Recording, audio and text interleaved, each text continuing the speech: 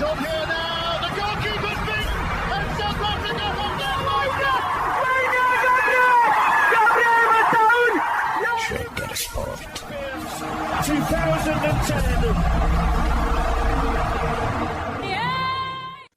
ሰላም ጤና ይስጥልን እንደምናላችሁ የተከበራችሁና የተወደዳችሁ የሸገር ስፖርት ዊዝ አበበ ግደይ የዩቲዩብ ቻናል ቤተሰቦቻችን በያላችሁበት እጅግ አስደሳች ጊዜን እያሳለፋችሁ እንደሆነ ተስፋ እናደርጋለን። መልካሙን ሁሉም ለናንተ እንመኛለን። ታዲያ ይህንን ሸገር ስፖርት ዊዝ አበበ ግደይ የሚለውን የዩቲዩብ ቻናላችንን ሰብስክራይብ አድርጉት፣ የደውል ምልክቱን ተጫኑትና አዳዲስ ፕሮግራሞችን ስንለቅ መልእክት ይድረሳችሁ። ላይክ በማድረግ እንዲሁም ደግሞ ሊንኩን ለሌሎች በማጋራት በተከታዮች ቁጥር እንድንበዛ የምንሰራቸው ፕሮግራሞችም ብዙ ሰዎች ጋር እንዲደርስ የምታደርጉትን ጥረት አጠናክራችሁ ቀጥሉ እንላለን። እስካሁን ላደረጋችሁልን ድጋፍ፣ እገዛ እና እኛን ለማንቃት ለሄዳችሁት ርቀት በሙሉ ምስጋናችን ትልቅ ነው። በጣም እጅግ በጣም አድርገን እናመሰግናለን። ወደ ምንጀምርበት ርዕሰ ጉዳይ እንሄዳለን። በእርግጥ በጣም ብዙ የሸገር ስፖርት አድማጮቻችን ከሰሞኑ የማንቸስተር ዩናይትድ ጉዳይ ጋር በተያያዘ ጥያቄ ይጠይቃሉ፣ ስሜታቸውን ይገልጻሉ። ደስታቸውን እንድናውቅ፣ ደስታቸውን ለሌሎች እንድንነግርላቸው፣ ምን እንደተሰማቸው እንድናሳውቅላቸው ይጽፋሉ። ደግሞም የፕሪሚየር ሊጉን የደረጃ ሰንጠረዥ መሪዎች አርሰናልንና ማንቸስተር ሲቲን በመደዳው ያውም ከጨዋታ ብልጫና መሻል ጋር አሸንፈዋልና ማንቸስተር ዩናይትዶች አሁን የሚሰማቸው ስሜት የሚጠበቅም የሚገባም ነው። እንዲህ ያለው የሚጠበቅና የሚገባ ስሜት ልክ ነው ካልን፣ ሌሎች ደግሞ አስተያየት የሚሰጡት ማንቸስተር ዩናይትድ በዚህ የውድድር ዓመት ይህንኑ ብርታት ይዞ የሚቀጥል ከሆነ የእንግሊዝ ፕሪሚየር ሊግን ዋንጫ ለማንሳት ከሚፎካከሩት ክለቦች ተርታ ስሙን ልንጠራ የማንችልበት ምክንያት ምንድን ነው? ማንቸስተር ዩናይትድ በዋንጫ ፉክክር ውስጥ አለበት ብንል ስህተት ነው ወይ? እንደዛ ይሰማናል። እንደዛ አይነት ነገር አለ። እናንተ ምን ትላላችሁ አሉና ጠየቁ። ይህንን በሚጽፉት በሚደውሉት አድማጮቻችን መልእክት ላይ አግኝተነዋል።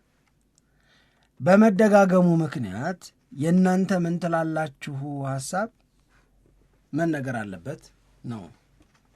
ማለዳ ላይ ልንሰራው ነበረ፣ ግን ያንቺም ሐሳብ የኔም ሐሳብ የኔና ያንቺ ሙግት መኖር አለበት ነው። ድምፅ ይሰማ ስላልሽ፣ አዎ ድምፁ አይሰማ ስላልኩ እኔም ወደዛ መተናል። በእርግጥ ማንቸስተር ዩናይትድን አሁን በዋንጫ ፉክክር ውስጥ አለበት ብለን መናገር አለበት ብለን መደምደም እንችላለን ወይ? ይሄ ተገቢ ስሜት ነው ወይ? በዚህ ወቅት ላይ ሊፈጠር የሚገባው ስሜት ነው ወይ የሚለውን እናስቀድም። ይህንን አድማጮች እኛ ሀሳብ እንድንሰጥበት የፈለጉትን ጉዳይ መነጋገር ስንጀምር በተለያዩ አቅጣጫዎች ማየት ይኖርብናል። የመጀመሪያው አንደኛ አርሰናል ነው፣ ሁለተኛ ሲቲ ነው፣ ሶስተኛ ቪላ ነው፣ አራተኛ ደግሞ ዩናይትድ ነው። ስለዚህ በእነዚህ ክለቦች መካከል ያለው የነጥብ ልዩነት ታሳቢ መደረግ መቻል አለበት። ማንቸስተር ዩናይትድ ከመሪው ከአርሰናል በ12 ነጥብ ያንሳል። ከተከታዩ ማንቸስተር ሲቲና ካስቶን ቪላ ጋር ደግሞ ያነጻጸር ነው እንደሆነ በ8 ነጥብ ያንሳል። ስለዚህ ከእነዚህ 3 ክለቦች እንዲህ ያለ ብልጫ ተወስዶበታል። ይሄንን ፋክት ይዘን ነው አለበት የለበትም የምንለው። የሚያምረው የአሁኑ ውጤታማው ወይም ማማር የጀመረው ውጤታማነቱንም በተግባር እያሳየ ያለው የካሪክ ማንቸስተር ዩናይትድ እንዲህ ካለ መበለጥ በኋላ የ12 ነጥብ እና የ8 ነጥብ ልዩነትን ሪቨርስ ማድረግ ይችላሉ ወይ ነው እኮ ጥያቄያቸው። ስለዚህ ይህንን ስናነሳ ከዚህ በፊት እንዲህ ያለው ነገር ተችሎ ያውቃል ወይ ከሚለው ነው አይደል መጀመሪያ ያለብን። ተችሎ ያውቃል ወይ? የ12 ነጥብ ልዩነትን ሪቨርስ ማድረግ ተችሎ ያውቃል ወይ? የ12 ነጥብ ልዩነት ሪቨርስ ተደርጎ ያውቃል አያውቅም የሚለውን ትንሽ ወደኋላ ሄዶ ስንመለከት አዎ ተችሎ ያውቃል። የ8 ነጥብ ልዩነት ሪቨርስ ተደርጎ አዎ ያውቃል። በእንግሊዝ ፕሪሚየር ሊግ ከ10 እና ከ10 ነጥብ በላይ ብልጫ ከነበራቸው ክለቦች ላይ የሻምፒዮንነትን ክብር ከኋላ ተነስተው ክለቦች ወስደውባቸው ያውቃል። ከሆነ ማንቸስተር ዩናይትድ ለመጀመሪያ ጊዜ ያደረገው ብለን የምንጠራው አይደለም የሚሆነው። ከዚህ በፊት 10+ ፖይንት ዲፍረንስ ኖሮ ነገር ግን ያንን ቀልብሰው አንደኝነትን ነጥቀው ከኋላ ተነስተው ዋንጫ የወሰዱ ክለቦች አሉ ስንል አዎ አሉ። በፕሪሚየር ሊጉ ኤራ ነው የምልሽ። ይሄ ከ1992-93 የውድድር ዓመት ወዲህ እንደነዚህ ያሉ አጋጣሚዎች ተፈጥረው የሚያውቁበትን አጋጣሚ ብንወስድ ለምሳሌ በ1992-93 የውድድር ዓመት የሆነ ወቅት ላይ ማንቸስተር ዩናይትድ የ12 ነጥብ ብልጫ እየተወሰደበት ያንን የ12 ነጥብ ብልጫ ቀልብሶ መጨረሻ ላይ ሻምፒዮን ሆኖ ያውቃል።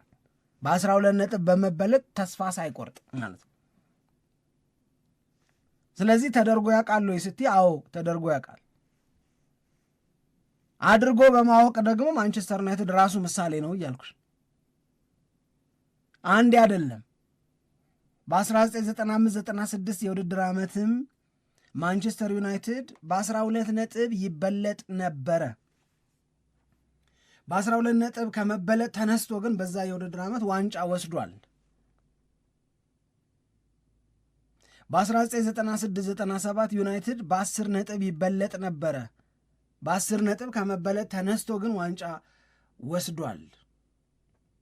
የአሁኑ መሪ አርሰናል በ1997-98 የውድድር ዓመት በ13 ነጥብ ከመበለጥ ተነስቶ የፕሪሚየር ሊግ ሻምፒዮን ሆኖ ያውቃል። በ2002-2003 በ2008-2009 በ10 ነጥብ ከመበለጥ በኋላ ማንቸስተር ዩናይትድ እንደገና ሻምፒዮን ሆኗል። ማንቸስተር ሲቲ በ2018-19 በ10 ነጥብ ከመበለጥ ተነስቶ ሻምፒዮን ሆኖ ያውቃል። እነዚህ አሁን የጠቀስኳቸው ምሳሌዎች በእንግሊዝ ፕሪሚየር ሊግ በፕሪሚየር ሊጉ ዘመን ክለቦች የራሳቸውን ውድድር ፎርም ካደረጉ በኋላ ከእንደነዚህ ያሉ መበለጦች ተስፋ ሳያስቆርጧቸው ክለቦች ከኋላ ተነስተው የፕሪሚየር ሊጉን ዋንጫ ወስደው ያውቃሉ። ስትደመድሚው ምን ብለሽ ነው የምትደመድሚው? በ10 እና ከዛ በላይ በሆነ ነጥብ ከመበለጥ ተነስቶ ዋንጫ በመውሰድ ማንቸስተር ዩናይትድን የሚያክል ታሪክ ያለው ክለብ የለም። በአጠቃላይ በፕሪሚየር ሊጉ ዘመን 7 ጊዜ በ10 እና ከዛ በላይ ነጥብ መበለጥ ተነስተው ዋንጫ የወሰዱ ክለቦች አሉ። ከ7ቱ 5ቱን ያደረገው ማንቸስተር ዩናይትድ ነው። አንዴ አርሰናል አድርጓል፣ አንዴ ማንቸስተር ሲቲ አድርጓል። ስለዚህ ተችሎ ያውቃል ወይ የሚለውን ጥያቄ አዎ ይኸው ተችሎ ያውቃል። የማንቸስተር ዩናይትድን ያህል ደግሞ እንዲህ ያለውን ነገር ማድረግን ችሎ የሚያውቅ ሌላ የለም። መድፈኞቹ አንዴ፣ ሲቲዎች አንዴ፣ ማንቸስተር ዩናይትድ 5 ነው። 10+ ፖይንት ዲፍረንስ ተፈጥሮ ሳሙኤል ማለት ነው። ተስፋ ሳይቆረጥ እንደዛ ተደርጎ ያውቃል። ይሄ ግን ትናንት ነው። ይሄ ግን አሁን ምሳሌዎቹን ስንጠቅስ እንዳስቀመጥ ነው በቀደሙ የውድድር ዓመቶች የእንግሊዝ ፕሪሚየር ሊግ የመጀመሪያ የውድድር ዓመት ጀምሮ በሌሎች የተለያዩ የውድድር ዓመቶች ላይ ያጋጠመ ነው። 1990ዎቹ በ2000ዎቹ ምናምን ይሆናል። ያንን የትላንት እውነት ተችሎ ያውቃል ወይ ለሚለው ጥያቄ አዎ የሚል መልስ እንድንሰጥ ስለሚያግዝ አመጣን። ግን ጥያቄ እንቀይራል። ከዚህ ተነስተን ስለዚህ ማይቻል ነገር የለም ብለን መደምደም እንችላለን። ሁለተኛው ጥያቄ የሚሆነው ኢዝ ኢት ማቴማቲካሊ ፖስብል ነው አይደል? አዎ ይሄም ፖስብል ነው። በእንግሊዝ ፕሪሚየር ሊግ 15 ጨዋታዎች ይቀራሉ። ያ ማለት ክለቦች ተጨማሪ 45 ነጥቦችን ለመሰብሰብ ይጫወታሉ። መበላለጡ ያለው በ12 ነጥብ ነው ብሎ ማሰብም ይቻላል። ይሄ ሐሳብም ስህተት አይደለም። እነዚህን ፋክቶች አንዴ ወዲህ አንዴ ወዲያ እያረግሽ ጥያቄ እየቀየርሽ በምትሰጪው መልስ ላይ ብቻ ግን አይመሰረትም ማስተያየትሽ። እንደዛ ከሆነ የቀሽም ማስተያየት ነው የሚሆነው ለእኔ። በፖሲቢሊቲ ፍሬምወርክ ውስጥ ነው ያለው ወይ? አዎ። ግን ኢዚት ፖሲብል ስትይ አይመስለኝም። ሩቅ ነው፣ ለፖሲቢሊቲ ሩቅ ነው። ለምንድን ነው ሩቅ ነው ብለህ የምታስበው ብባል ማስረዳው ማንቸስተር ዩናይትድን ዝም ብሎ ልክ ማድረግ በቀሪዎቹ ጨዋታዎች አሁን ከሚታየው ፐርፎርማንስ አንጻር ሊሆን ይችላል ብለን እንውሰድ። ነገር ግን አርሰናልን ዝም ብሎ እንዲሳሳት ማድረግ ይቻላል ወይ? ለማስደሰት ሲባል የሚነገር ነገር አያደርገውም ወይ? እንደዛ ብንል ችግሩ ደግሞ ምናልባት የዩናይትድ ደጋፊዎች ይህንን ጥያቄ የጠየቁ ሰዎች ያላስተዋሉት ነገር ብዬ የምለው ድርድሩን ስትመለከቸው አንደኛ አርሰናል ነው። ከአርሰናል ከተረፈ የሲቲ ነው። ከሲቲ ከተረፈ የቪላ ነው። ከሶስቱም ከተረፈ ነው የማንቸስተር ዩናይትድ የሚሆነው። ከሶስቱም ይተርፋል ወይ ነው ጥያቄው። አንደኛ አርሰናል፣ ሁለተኛ ማንቸስተር ዩናይትድ ሆነው በአንደኛው አርሰናልና በሁለተኛው ማንቸስተር ዩናይትድ መካከል የ12 ነጥብ ልዩነት ሆኖ ቢሆን ኖሮ አርሰናል ሊንሸራተት፣ ማንቸስተር ዩናይትድ ከፍ ሊል ይችላል ትያለሽ። በመካከላቸው የምትጠብቂው የሌላ ክለብ ስህተት የለም። በአንደኛና በሁለተኛ መካከል ግን የሰፋ ግን የተለጠጠ የነጥብ ልዩነት ብቻ ነው ያለ። ስለዚህ የሚጠበቅብሽ አንቺ ልክ መሆን፣ እሱ እንዲሳሳት ነው የሚጠበቅብሽ።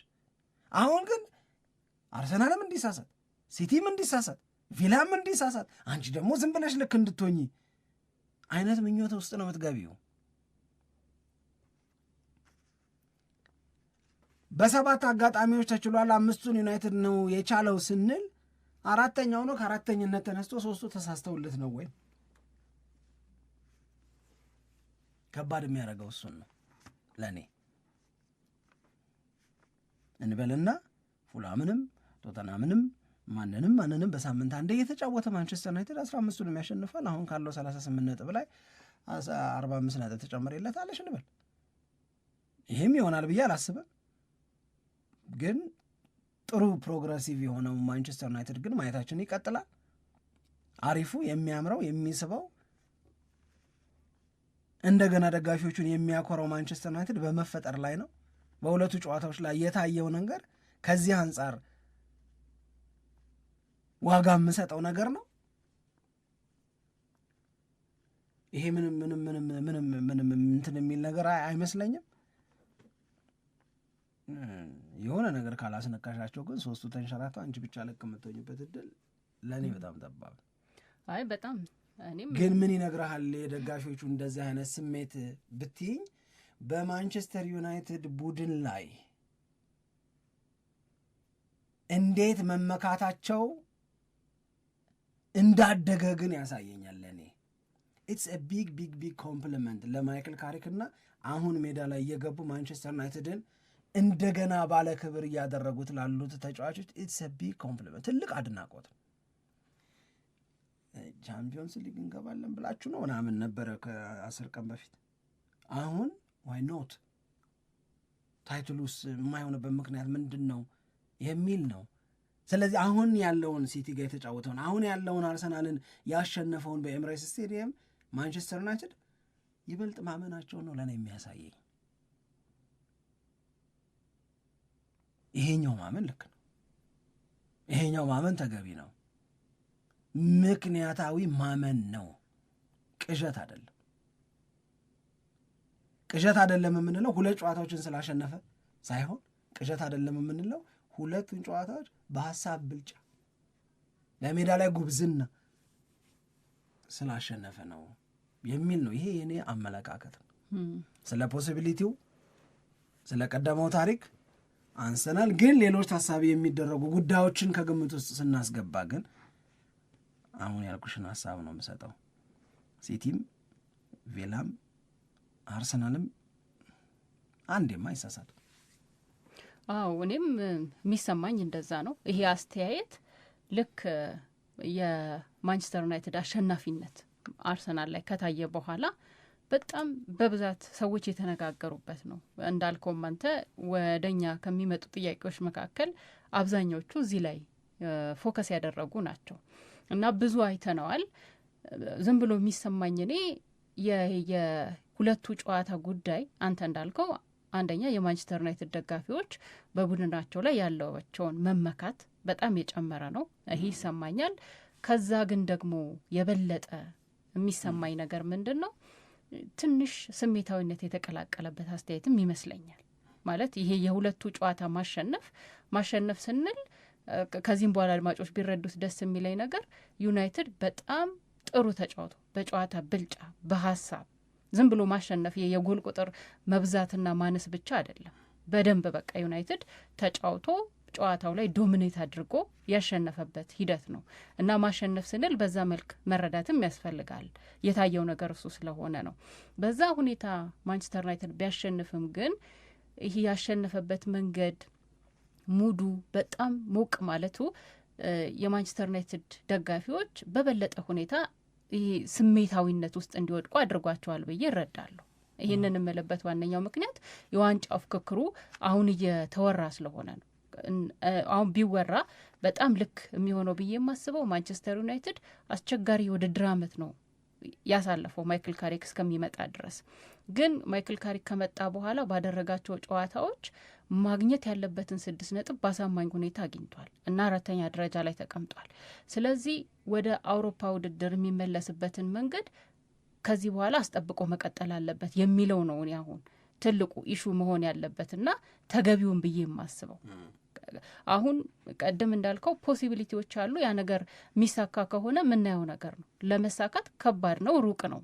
ምክንያቱም የማንቸስተር ዩናይትድ ቀጣይ ጨዋታዎች 15 ጨዋታዎችን ማሸነፍ ሊያስቸግር ይችላል። እንደገና ደግሞ ከማንቸስተር ዩናይትድ በላይ ያሉትም ተፎካካሪዎቹ የጨዋታቸውን በሙሉ እየተሸነፉ ይቀጥላሉ ብሎ ማሰብ ቀላል አይደለም። እነሱ መሸነፍ ያለባቸው ሲቲና ቪላ 3 አርሰናል 4 ማለት ነው እኮ እንደዛ ከሆነ ስንል 15ቱ ሳይሆን በሙሉ ያልኩት እኔ የማንቸስተር ዩናይትድ ዝም ብሎ እያሸነፈ ይቀጥላል እስኪደርስባቸው ድረስ የሚለውን ነው።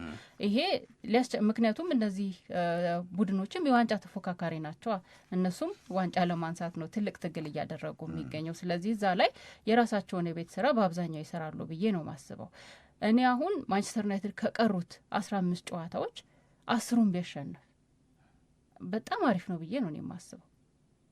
ማለት በቃ እኔ አሁን የምረዳው ይህንን አስተያየት የምሰጠው ሲዝኑን ካሳለፈበት ሁኔታ አንጻር በመረዳት ነው እና ቅድም እንዳልኩት ደግሞ ወደ አውሮፓ ውድድር የሚመልሰውን ነገር በአስተማማኝ ሁኔታ ይዞ በዚህ አጫወት፣ በዚህ ነጻነት፣ በዚህ ኮሚትመንት፣ በዚህ ፊርለስ በሆነ የአጫወት ሁኔታ ሜዳ ላይ ከታየ የዩናይትድ ደጋፊዎች እኔ እርግጠኛ ነኝ በጣም ደስተኛ ሆነው የውድድር ዓመቱን ያጠናቅቃሉ ብዬ ነው ምገምተው። ምክንያቱም ለሚቀጥለው የውድድር ዓመት የዋንጫ ተፎካካሪነትና ዋንጫ ማንሳት ትልቅ ስንቅ የሚሰጥ ነገር ነው። ዝም ብሎ የውድድር ዓመቱ አልቆ ለሚቀጥለው የውድድር ዓመት የተዘጋጀንበት ነው እንደዚህ የሚሉት ብቻ ይሆናል ብዬ አልረዳም። ለሚቀጥለው የውድድር ዓመት ተስፋ የታየበት የዋንጫ ተፎካካሪ መሆኑን የሚያሳዩ እድገቶች በጨዋታው ላይ እስከታዩ ድረስ ለማንቸስተር ዩናይትድ ደጋፊዎች በጣም አሪፍ ነው ብዬ ነው ማስበው እንጂ አሁን የ12 ነጥብ ልዩነት ወይንም ደግሞ ከቪላና ከማንቸስተር ሲቲ ጋር ያለው የ8 ነጥብ ልዩነት ለመቀልበስ አስቸጋሪ ይሆናል ብዬ እረዳዋለሁ። ስለዚህ ሀሳባችን አንድ አይነት ነው። የአርሰናልን፣ የማንቸስተር ሲቲን፣ የቪላን እና የማንቸስተር ዩናይትድን ልዩነት ዞሮ ዞሮ አሁን ቀደም ሲል ባስቀመጥነው መንገድ ስለምንረዳው የመሆን ድል አለው ብለን አናስብም። ግን ለማንቸስተር ዩናይትድ የውድድር ዓመቱ መጀመሪያም ላይ ሁሉም 0-0 ነጥብ ላይ በነበሩበትም ጊዜ ቢሆን ዋንጫ ማንሳት እቅዱ አልነበረም። ለዋንጫ መፎካከር እና ዋንጫ ለማሸነፍ አቅም ለመድረስ ይቀረኛል፣ ትንሽም ማፈርሳቸው ብዙ ምገነባቸው ነገሮች ደግሞ አሉ።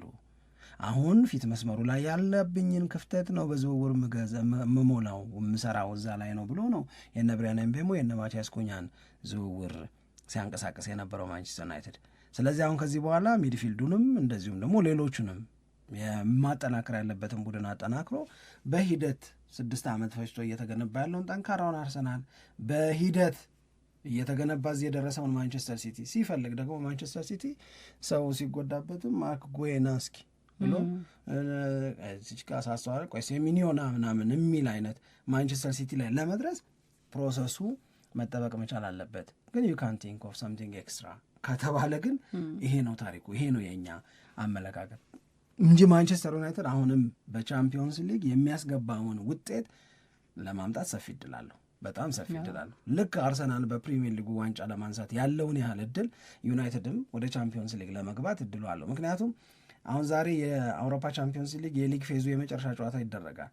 እንደዚህ እስካሁን ድረስ ያለው ውጤት ሲታይ የእንግሊዝ ፕሪሚየር ሊግ ክለቦች በ2026-27 በአውሮፓ ቻምፒዮንስ ሊግ ተጨማሪውን ኮታ ከሚወስዱት መካከል ናቸው የሚሆኑት። ስለዚህ 4ኛም 5ኛም ወደ ቻምፒዮንስ ሊግ ይገባሉ ከተባለ ከሁለት አንዱን የማያሳጣ ጉብዝና ላይ ማንቸስተር ዩናይትድ እየደረሰ ነው ከካሪክ ጋር ሆኖ የሚለው የበለጠ እሱ ነው። ግን እንዲህ እንዲሰማችሁ እንዲህ እንድትጓጉ ያደረጋችሁ ግን የሰሞኑ ጉብዝና ነው። አንድ አብሮ መነሳት ያለበት ማንቸስተር ዩናይትድ ከሲቲ ጋር ሲጫወት ኦልድ ትራፎርድ ላይ ማንቸስተር ዩናይትድ በዚህ ጨዋታ ላይ የመሸነፍ እድሉ ሰፊ እንደነበረ ነው የብዙዎች ግምት።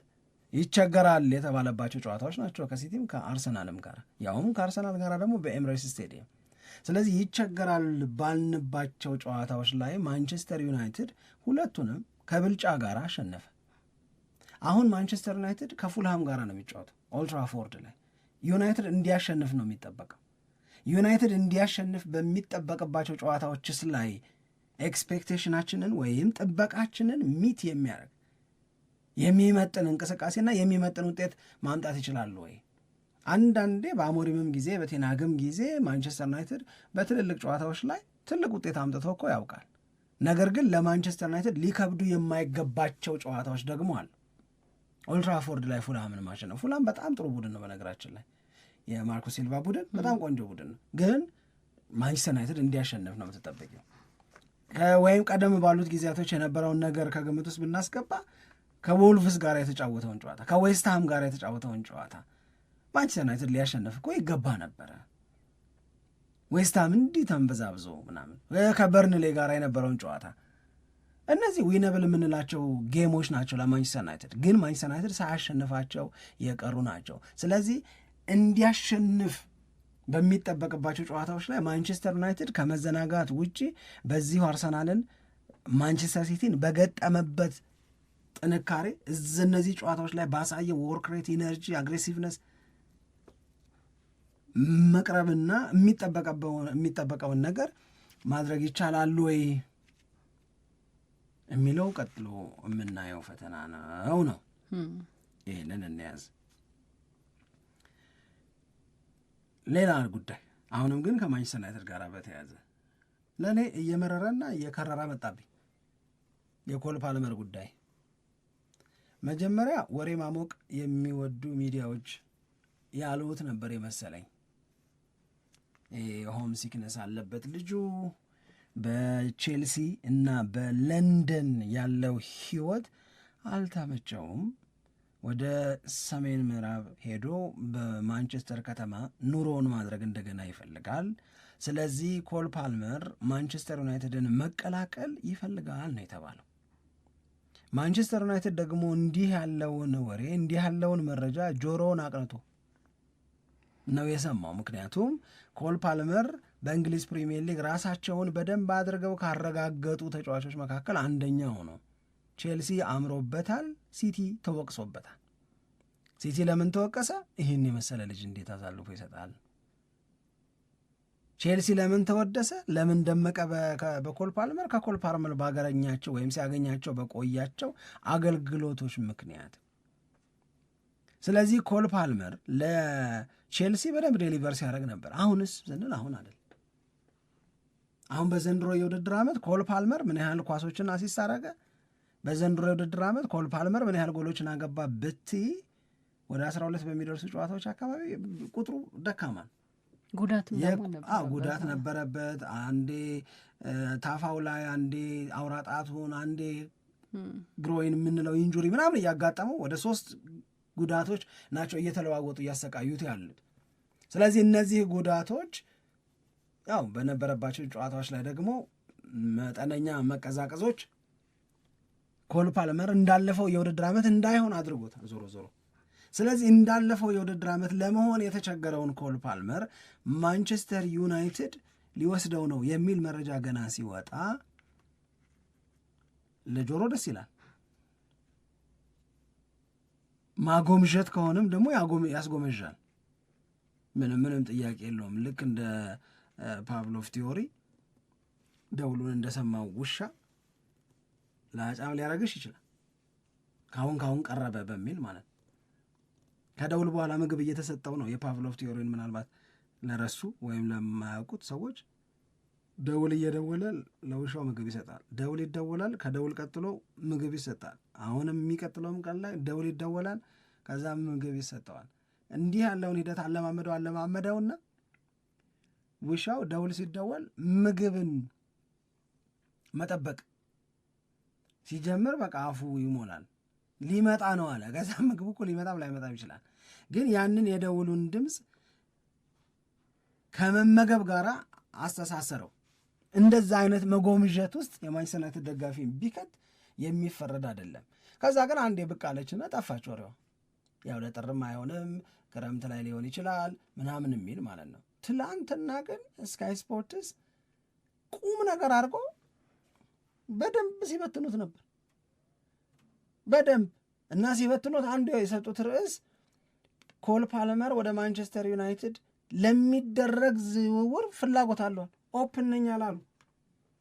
ይሄ የምር ነው። በቃ መሄድ ይፈልጋል።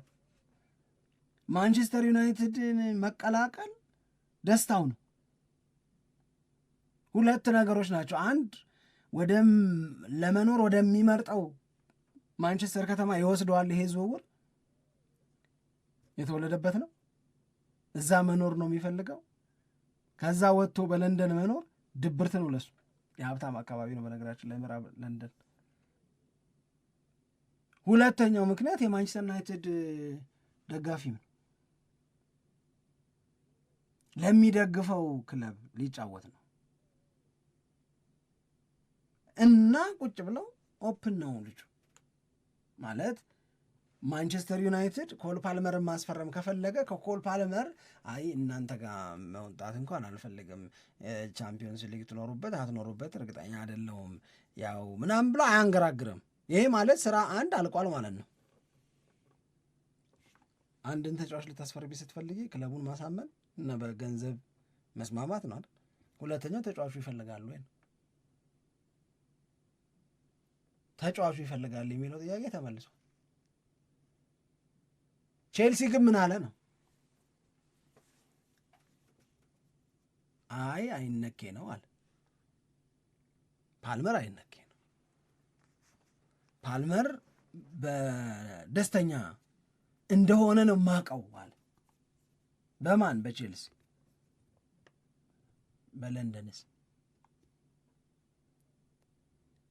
በለንደንስ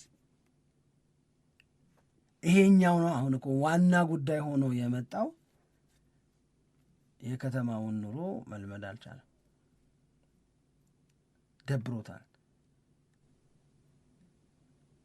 በቃ ኳስታ ጫውቶ ምናምን ሲጨርስ ወዲያው የሚያገኛቸው ጀማዎች ምናምን ይኖሩት ይሆናል። እንግዲህ እቺም በረዶውን እና ቅዝቃዜውን ሁሌ ካፖርት የሚለበስበት ከተማ ነው ስለሚባል ማንቸስተር እሱን ፈልጎ ነው ብዬ አላምንም። ብቻ በቃ ግን ኮኔክሽኑ አፌክሽኑ ያለው ከማንቸስተር ከተማ ጋር ነው።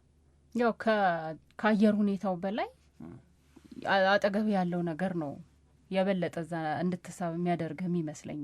ያው እሱ ተወልዶ ያደገበት ከተማ ከሆነ የአየር ሁኔታው ለሱ ይሹ አይደለም፣ የሚያውቀው የለመደው ነው። በዛ ሁኔታ ውስጥ እንዴት አድርጎ መኖር እንዳለበት ይረዳል፣ ያውቃል። ግን በአብዛኛው ከቤተሰብ ተነጥሎ ከጓደኞች ተነጥሎ የመኖሩ ጉዳይ ላይ የሚከብዳቸው ሰዎች እንዳሉ የምናውቀው ነገር ነው ይሄ። እና ደግሞ በደንብ ተጽዕኖ ያሳድራል። እንደዚህ አይነት ችግር ያለባቸው ሰዎች የሆነ ቦታ ላይ ሄደው መላመድ የሚቸግራቸው፣ በዛ በቤታቸው አቅራቢያ አካባቢ ብቻ መኖር የሚፈልጉ ሰዎች ሌላ ቦታ ላይ ሄደው ተረጋግተው ስራቸውን መስራት፣ ትምህርትም ከሆነ ትምህርታቸውን መማር፣ እንደዚህ በጣም ያስቸግራል። እንደውም ብዙ ጊዜ እኮ ወደ ዩኒቨርሲቲ የሚሄዱ ተማሪዎች የመጀመሪያው አመት ላይ ከፍተኛ ችግር አለ። ግን የእሱ ደግሞ የሚለመድም አይደለም። አሁን ሆም ሲክነስ ሲባል በቃ አትለምደውም። አሁን በጊዜ ሂደት የምትለምደው ነገር አለ። አንድም አመት ወይንም አንድ ወር ተቸግረ የምትለምደው ነገር አለ። ግን የማይለምዱ ደግሞ ሰዎች አሉ። በቃ ያ ሁኔታ ብቻ የሚናፍቃቸው እና በዛ ሁኔታ ውስጥ መኖር መፈለጋቸው ደግሞ አዲሱ ህይወታቸው ላይ ያለውንም ስራ ያለውንም ትምህርት ተረጋግተው እንዳያከናውኑ የሚያደርጋቸው አሉ። እና እንደውም ወደ ህመም ሁሉ ይቀየራል ሲባል ሰምቼ አውቃለሁ። እንደዛ ነው ህመም ከሀሳብ በተጨማሪ የስነ ልቦናዊ ጫናው በተጨማሪ በቃ ህመም ራሱ ይዞብኝ ይመጣል። እና ያ አይነት ከፍ ያለ ችግር ያለባቸው ሰዎች በቃ ወደ አካባቢያቸው ተመልሰው ኑሯቸውን ቢቀጥሉ ደግሞ ተረጋግተው ውጤታማ ሆነው እንደገና ልናያቸው እንችላለን። እና ኮል ፓልመር ዋናው እንግዲህ እዚህ አይነት ሁኔታ ውስጥ ያለ ተጫዋች ከሆነ የችግሩ አለበት ተብሎ ነው እየተጠቀሰ ያለ። ስፋቱን ነው ወይም ጥልቀቱን ነው እንጂ ማናቀው።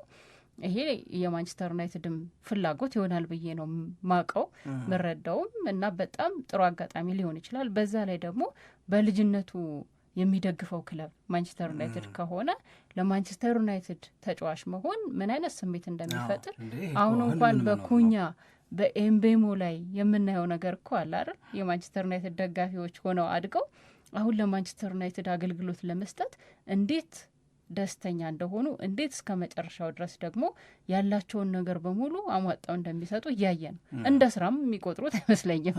አሁን ዝም ብለሽ ስታስቢ እውነትሽን እኮ ነው።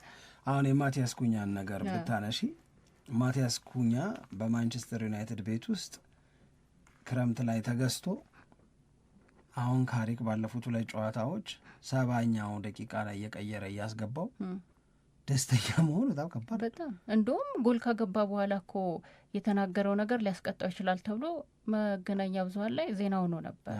የበቃ ወደ ግጭት የሚያነሳሳ ነገር በጣም በኃይለኛ ስሜት ውስጥ ሆኖ ነው ሰለብሬት ሲያደርግ ያንን ቃል ያወጣው ነው። አሁን ቃሉ ነው ግን እንደዚህ የሚፈነቅል አንድም ስሜቱ ነው። አርሰናል ሁለተኛውን ጎል ሲያገባ አይተሻል? ሲተነኩስ ማጋሌሽ ማንን?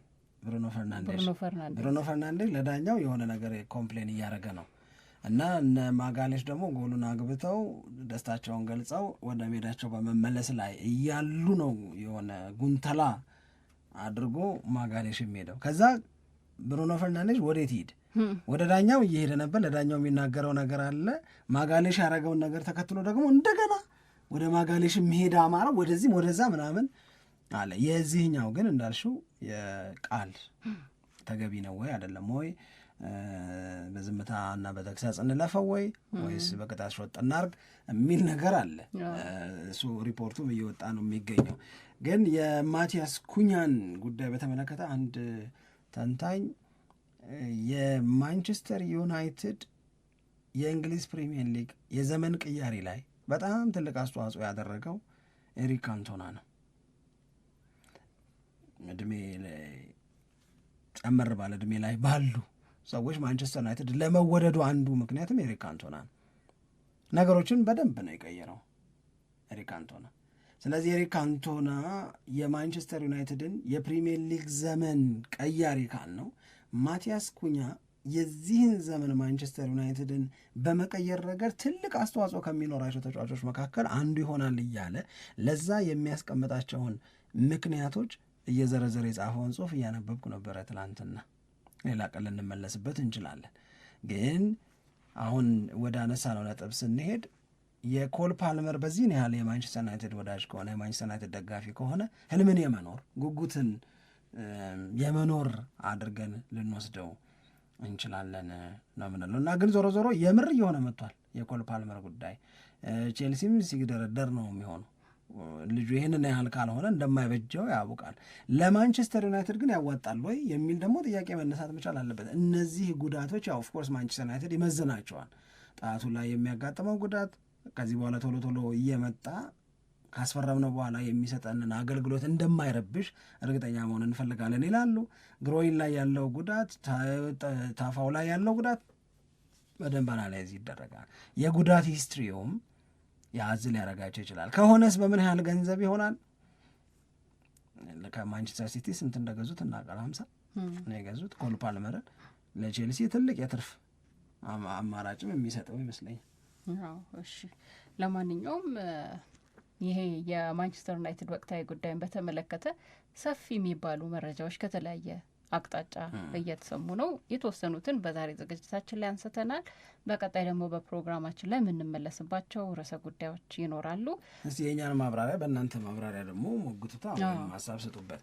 የማንቸስተር ዩናይትድ ደጋፊዎች ባነሱት ሀሳብ ላይ ተመስርተን የኮል ፓልመርን ጉዳይ የምር የሆነ መምጣት በተመለከተ ተነጋግረናል። ይሄኛውን ጨረሰ። አስተያየት የሚሰጡበት ምንጋብዘው አንደኛ የዋንጫ ተፎካካሪነቱ ላይ አድማጮች እናንተስ ያላችሁ አስተያየት ምንድን ነው የሚለው በአብዛኛው ጥያቄ እየመጣ ስለነበረ አሁንስ በአስተያየት መልክ እንዴት ሀሳባችሁን ትገልጻላችሁ የሚለውን መስማት እንፈልጋለን። ስለዚህ ሸገር ስፖርት ዊዝ አበበ ግደይ በተሰኘው የዩቲዩብ ቻናላችን ላይ አስተያየቶቻችሁን ብታስቀምጡ በጣም ደስ ብሎ እንመለከተዋለን። ለእስካሁኑ አስተያየትና ቆይታ ደግሞ በጣም አድርገን እናመሰግናለን።